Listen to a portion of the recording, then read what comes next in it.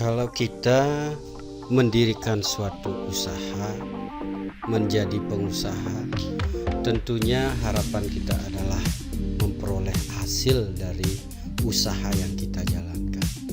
Jadi bagaimana cara kita mengatur penerimaan, pemasukan dan pengeluaran supaya pengeluaran itu bisa kita hemat sehingga mendapatkan hasil yang maksimal. Nah, di sini peranan akuntansi lah yang akan memberikan bagaimana kita bisa mengatur, memberikan catatan, membuat laporan untuk bisa dijalankan oleh manajemen. Baiklah teman-teman, kali ini mari kita lanjutkan kembali pembahasan kita. Tentunya masih dalam akuntansi perhotelan. Ya, khusus sekarang adalah bagaimana proses daripada penerimaan uang kas. Sebelumnya juga kita sudah bahas mengenai masing-masing section yang tergabung dalam proses penerimaan uang kas. Itu kita sudah bahas, tentunya pastilah sudah bisa teman-teman bayangkan bagaimana proses kita di perhotelan dari penerimaan uang itu sendiri.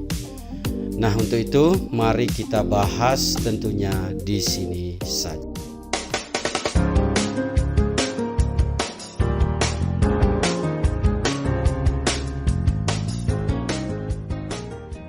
Teman-teman, dalam pembahasan kita kali ini kita akan membahas proses akuntansi penerimaan uang kas, merupakan kesimpulan dari apa yang kita bicarakan per section dalam akuntansi perhotelan di pembahasan-pembahasan sebelumnya. Nah, sebelumnya juga sudah pernah kita bahas mengenai gambaran umum mengenai proses akuntansi yang terjadi di hotel. Di pembahasan kali ini kita akan membuat sebuah kesimpulan dari proses tersebut, ya khususnya dalam section penerimaan uang. Nah, dari reservation, tamu melakukan reservasi di hotel. Reservasi akan mencatat mengenai bookingan dari tamu tersebut. Nah, saat reservasi sudah melakukan tugasnya, itu tamu akan dilayani di Pronopis GSE, Guest Service Agent FO Department. Dari FO Department setiap hari itu akan dilakukan closing oleh net audit. Biasanya itu adalah malam hari. Itu net audit akan melakukan closing bagaimana pendapatan daripada hotel di hari tersebut. Keesokan harinya apa yang dilakukan oleh net audit itu akan dicek kembali oleh income audit. Di sini income audit sudah dalam proses di Departemen Accounting. Income audit akan melakukan cross check mana yang merupakan transaksi yang harus dilakukan kembali oleh account receivable, artinya bahwa tamu tersebut atau agent tersebut atau company tersebut, government tersebut memperoleh kredit. Jadi semua masuk ke account receivable oleh income audit. Begitu pula dengan pembayaran kredit card. Itu income audit akan memberikan file dokumen kepada account receivable untuk dilakukan proses penagihan. Nah, bagi pembayaran yang dilakukan dengan cash itu akan diberikan ke jenderal kasir. Nah, disitulah proses bagaimana penerimaan uang itu terjadi dari prosesnya reservasi, ke GSE FO, net audit, kemudian ke income audit, account receivable yang bersifatnya piutang hotel, kalau cash itu dengan general kasir. Nah, itu proses yang sudah kita pernah bahas per sectionnya. Di sini saya berikan gambaran bagaimana proses itu terjadi dalam perhotelan. Baiklah teman-teman, kita lanjutkan dulu pembahasan kita. Dari pembahasan kita sebelumnya, dari pembahasan sebelumnya, proses atau peristiwa akuntansi perhotelan dalam penerimaan kas, alurnya seperti tersebut di atas, seperti apa yang sudah saya jelaskan dengan bagannya. Nah, marilah kita rangkum dari peristiwa itu terjadi. Tentunya kita akan membahas dengan contoh, karena kalau kita sudah dengan contoh, pemahaman daripada teman-teman, seandainya ada kekeliruan di dalam saya memberikan pemahaman ini, mari kita berdiskusi. Dengan contoh ini kita bisa melakukan lebih cepat tentang pemahaman transaksi yang terjadi. Umpama kita ada tamu namanya ya Mr. Anton gitu umpamanya, melakukan booking kamar di sebuah hotel, di hotel yang kita bekerja sebagai karyawan, akan menginap bulan depan dengan 2 malam bookingannya, di mana harga room per night-nya adalah 1 juta dengan kategori kamar adalah deluxe room, dengan one night deposit dibayar dengan bank transfer. One night deposit itu merupakan kebijakan daripada masing-masing hotel. Nah, di sini kita berusaha untuk memberikan contoh yang bervariasi supaya benar-benar kita bisa paham seandainya kemungkinan ini yang akan terjadi. Nah, dari contoh ini bagaimana kita akan melakukan pembukuan, bagaimana accounting akan melakukan pembukuan. Mari kita bahas, mari kita jabarkan tentang pemahaman kita. Nah, dari reservasi yang sudah diterima Mr. Anton ini, jadi reservation itu akan melakukan input. Jadi pertama setelah bookingan itu deal, itu reservasi akan melakukan input ke sistem bahwa akan bulan depan akan ada tamu namanya Mr. Anton. Itu sudah diinput ke sistem. Dari one night deposit itu juga reservasi akan melakukan cross check ke accounting, apakah depositnya ini sudah masuk ke rekening apa belum. Itu perlu dilakukan cross check karena dia melakukan bank transfer. Dengan mentransfer ke rekening langsung berarti harus dicek di accounting. Itu untuk memastikan, karena dari uang yang disetorkan sebagai deposit itu reservasi bisa membuat note di input ke sistem tersebut. Jadi ada sudah one night deposit. Nah, itu yang dilakukan reservasi. Nah, selanjutnya kita umpamakan bahwa deposit yang disetorkan oleh Mr. Anton itu sudah masuk ke rekening. Namun yang kita terima adalah Rp970.000. Itu pasti kalau transfer yang dikenakan bank fee itu hotel, maka net yang kita terima adalah Rp970.000.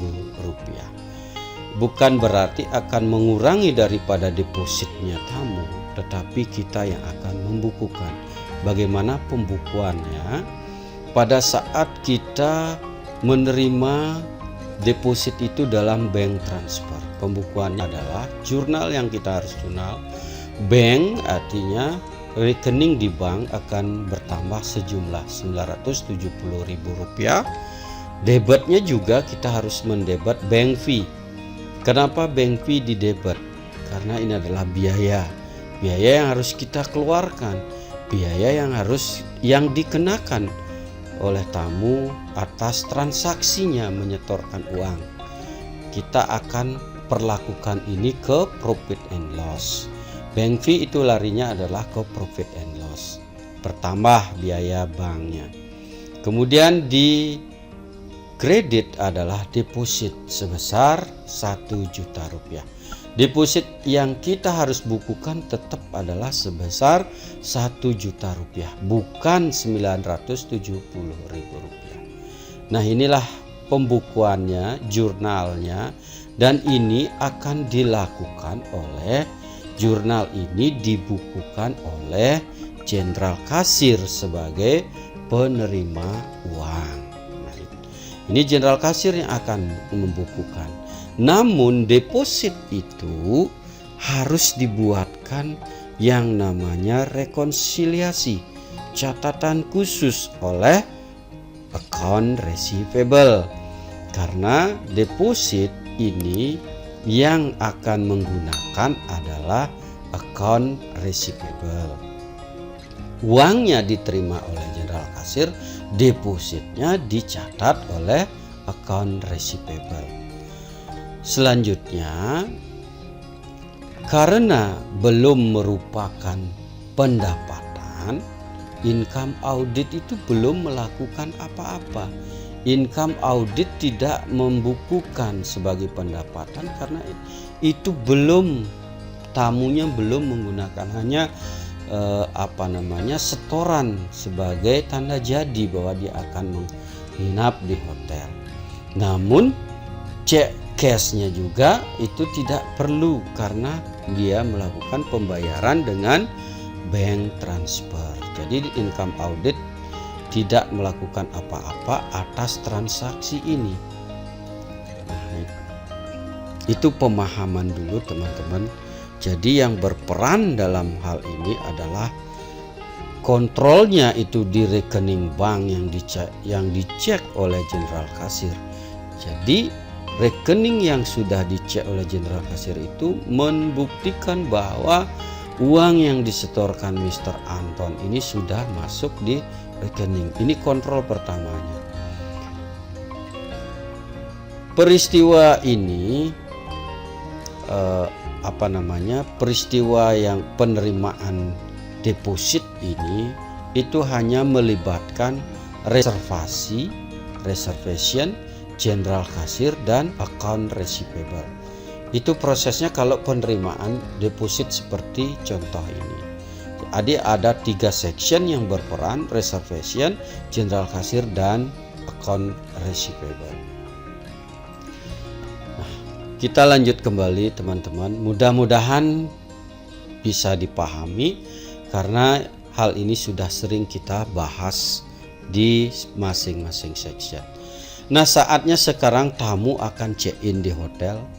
Setelah kita sudah reservasi, sudah melakukan input ke otomatis sekarang kalau tamu sudah check-in, FO, JSE, FO kasir itu akan melihat membuka atau dia running gitu istilah di hotel, runningkan sistem bahwa tamu input oleh reservation otomatis sudah punya billnya, gas billnya sudah ada.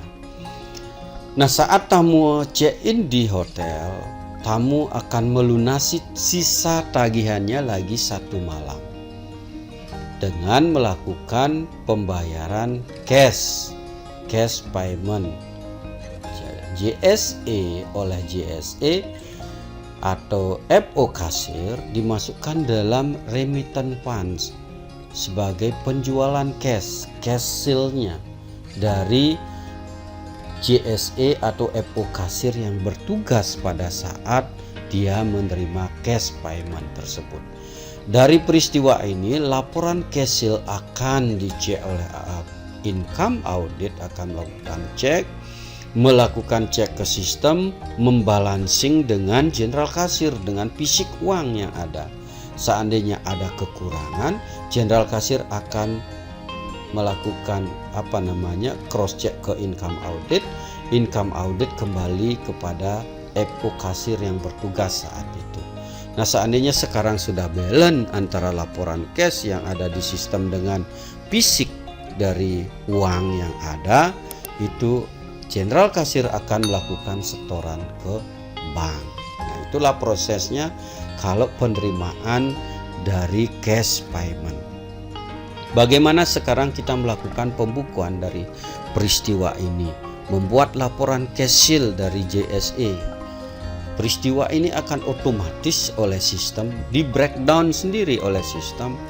Kalau sudah JSE melakukan ke sistem menerima cash seal, berarti yang akan terjadi di debit tentunya adalah cash.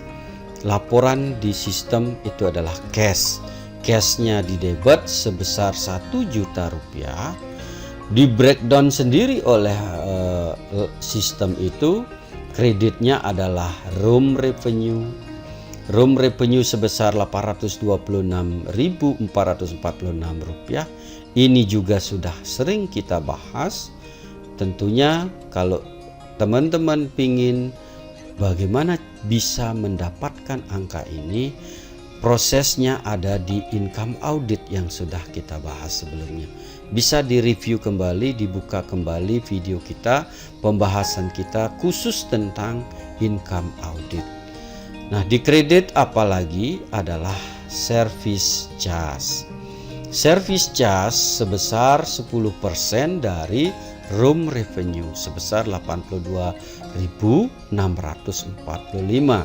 Ini adalah hutang servis yang akan kita bayarkan ke karyawan. Kemudian apalagi ini belum balance adalah PB1. Teksnya PB1, pajak pembangunan 1 atau PHR yang kita setorkan ke pemerintah daerah sebesar 10% dari room revenue ditambahkan service charge atau 11% dari room revenue. Namun kalau kita melapor ke pemerintah daerah itu tetap 10% adalah room revenue ditambah service charge dikali 10%, atau kalau di sistem kita langsung 11% dari room revenue. Yang manapun bisa kita perlakukan. Nah, inilah pada saat dilakukan postingan cash seal oleh FO kasir, seperti inilah jurnal yang terjadi. Meskipun itu sistem yang melakukan, teman-teman harus pahami jurnalnya seperti ini. Apa yang didebit, apa yang dikredit, itu paham. Seandainya ada permasalahan, cepat kita bisa melakukan perbaikan.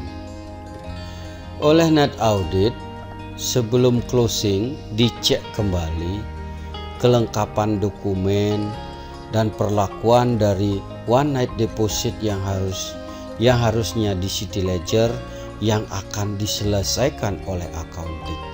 Net audit memilah sekarang. Kalau sudah dokumennya lengkap, yang di deposit, one night deposit di gas bill tentunya pasti akan ada angka lagi 1 malam. Nah, ini dokumennya harus dilengkapi, kemudian dilakukan City Ledger, dikirim ke accounting, dan besok paginya itu akan dilakukan dicek kembali oleh income audit. Jadi gas bill yang di City Ledger kan itu jurnalnya adalah, jadi gas bill yang di City Ledger kan itu depositnya itu karena uangnya sudah di accounting, itu jurnal kita bisa menjurnal adalah piutang atau account receivable AR. Itu piutang, berupa piutang, namun ini piutang ini sudah ada pembayarannya. piutang karena kita FO Kasir melakukan city ledger, artinya akan menerbitkan piutang. Gas bill-nya itu adalah piutang AR sebesar 1 juta. Kreditnya ya tetap room revenue sebesar 826.446.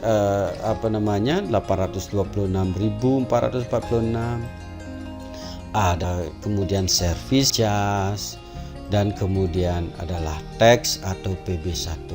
Ini memang adalah sesuatu yang mutlak yang harus dilakukan seandainya kita menerima pendapatan. Apa debitnya? Kalau dia cash ya cash, adalah bank, atau kalau dia berupa piutang ya piutang. Yang kreditnya adalah sudah pasti ke room revenue, service charge dan PB1. Lanjut teman-teman, mudah-mudahan paham.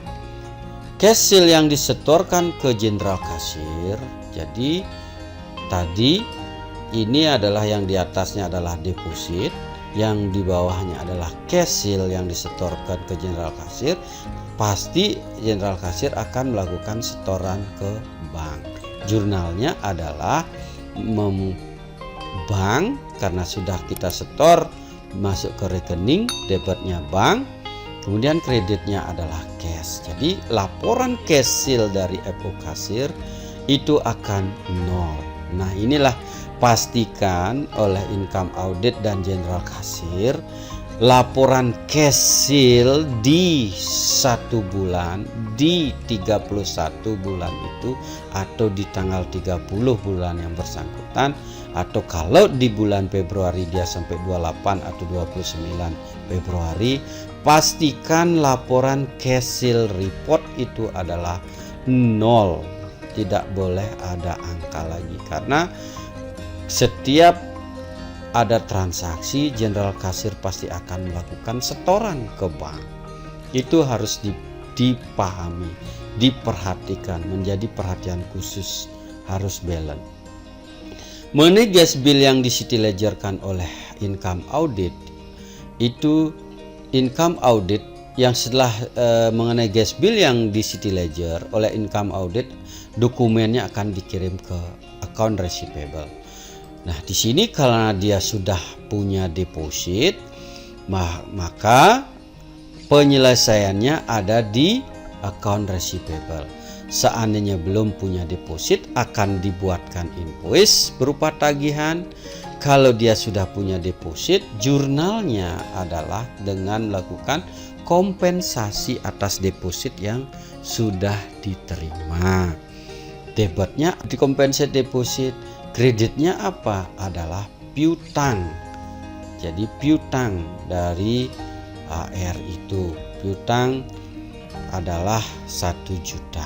Nah ini debitnya tadi piutang di debit, kemudian karena dilakukan kompensasi atas deposit, kredit piutang, jadi balance 1 juta 1 juta.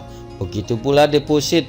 Sebelumnya deposit kita bukukan di kredit, karena terjadi kompensasi penggunaan dari deposit itu ada di debit, jadi nol kembali.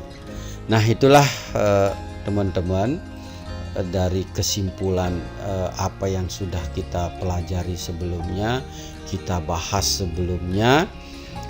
Nah dari contoh yang di atas, maka semakin jelaslah kita bahwa pemahaman kita semakin bisa kita mengambil suatu kesimpulan dari apa yang sudah kita bahas sebelumnya. Tugas daripada masing-masing section, tanggung jawab daripada masing-masing section, baik itu di reservasi, baik itu di FO Kasir, net audit, dan di departemen accounting sendiri, mulai dari income audit akan memberikan ke account receivable, akan menyetorkan ke general kasir, melakukan balancing dengan general kasir. Itu jelaslah sudah bagaimana kita bisa melakukan itu bisa kita menarik suatu kesimpulan dari tugas dan tanggung jawab dari section-section yang ada. Nah, di sini teman-teman sudah semakin jelas bagaimana peranan di dalam kita menerima pemasukan uang kas itu, siapa-siapa yang berperan, itu sudah bisa teman-teman pahami.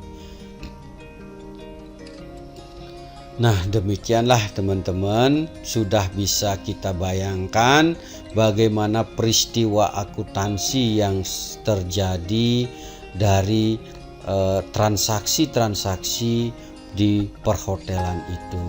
Kita sudah bisa melihat bahwa betapa sibuknya, betapa volume tinggi dari peristiwa akuntansi itu, dari peristiwa pembukuan itu.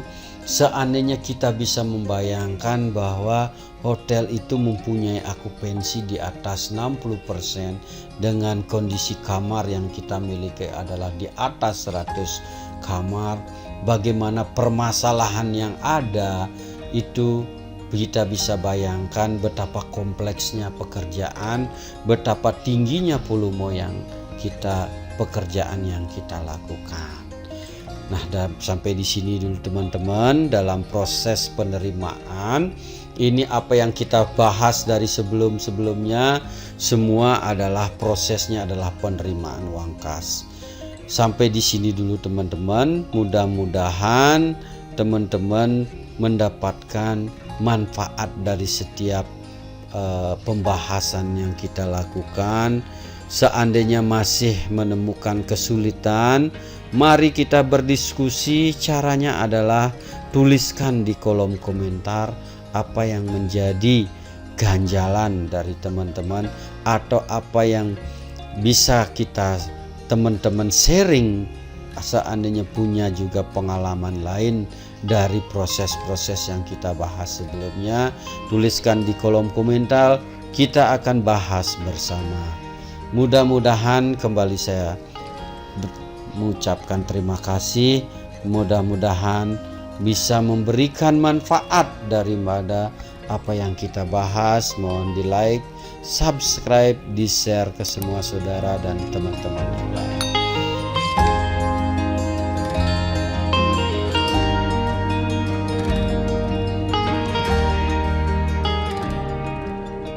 Kita akan bertemu kembali dalam pembahasan selanjutnya.